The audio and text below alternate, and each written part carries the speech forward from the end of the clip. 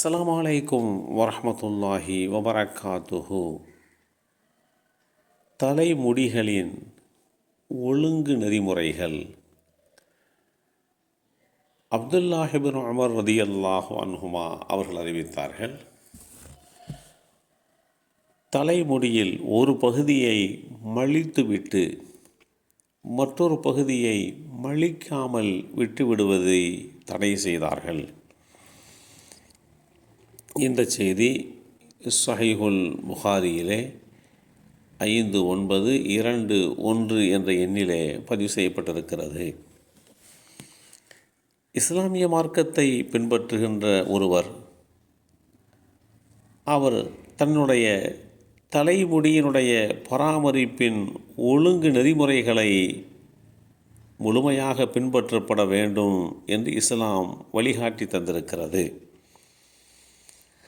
அந்த அடிப்படையிலே தன்னுடைய தலைமுடி பார்ப்பதற்கு கண்ணியமான முறையிலே அமையப்பெற வேண்டும் என்று இஸ்லாம் வழிகாட்டி தருகிறது. அபூ ஹுரைரா ரலியல்லாஹு அன்ஹு அவர்கள் அறிவித்தார்கள், அல்லாஹுடைய தூதர் ஸல்லல்லாஹு அலைஹி வஸல்லம் அவர்கள் கூறினார்கள், யாருக்கு தலைமுடி இருக்கிறதோ அவர் அதை கண்ணியமாக பராமரிக்கட்டும் என்று குறிப்பிடுகிறார்கள்.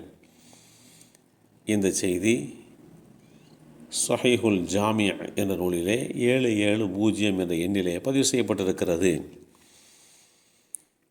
முடிகள் மனிதர்களுக்கு உண்டான கண்ணியமாக பார்க்கப்படுகிறது. மனித உடலிலே பிரதான உறுப்பாக தலை இருக்கிறது. அந்த தலை பராமரிப்பு என்பது மனிதனுடைய உடல் ஆரோக்கியத்திற்கு எந்த அளவிற்கு முக்கியமானது என்பதை இன்றைக்கு உண்டான மருத்துவ ஆய்வுகள் தெளிவுபடுத்துகின்ற போது ஒவ்வொரு நாளும் உச்சந்தலையில் எண்ணெய் தேய்க்க வேண்டும் என்று வழிகாட்டி தருகின்றது.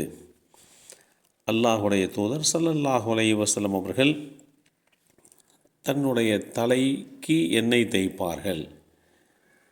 தன்னுடைய முடிகளை சீராக ஒழுங்காக படுத்தி கொள்வார்கள்.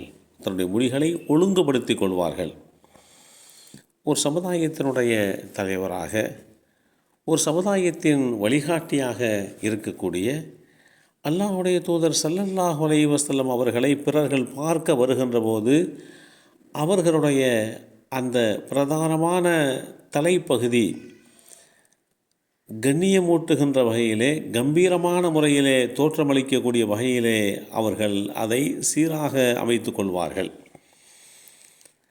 தற்போது உள்ள காலத்திலே முடி திருத்தம் என்கின்ற பெயரால் நன்றாக வளர்ந்திருக்கக்கூடிய அந்த தலையில் ஒரு சில பகுதிகளை மழித்துவிட்டு சிரைத்துவிட்டு ஒரு பகுதியிலே மாத்திரம் கும்மலாக அதிகமாக முடி வளர்த்திருப்பதை பார்க்க முடிகிறது. புதிதாக அது ஃபேஷன் என்றும் மாடல் என்றும் சொல்லப்படுகிறது. மேற்கத்திய நாத்தம் என்றும் மனம் என்றும் சொல்லப்படுகிறது. ஆனால் அப்படி இருக்கக்கூடிய ஒருவருடைய அலங்கோலமான அந்த நடைமுறையை பார்க்கின்ற போது பிறருக்கு அவர் மீது கண்ணியம் ஏற்படாது. ஏன், அவர் மீது நல்ல எண்ணம் கூட ஏற்படாது.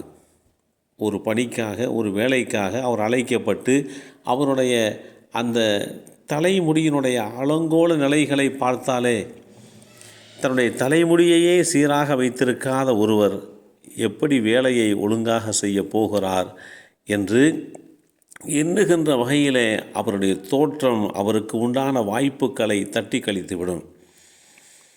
அல்லாஹுடைய தூதர் ஸல்லல்லாஹு அலைஹி வஸல்லம் அவர்கள் மனிதர்கள் கண்ணியமான முறையிலே தோற்றமளிக்க வேண்டும்.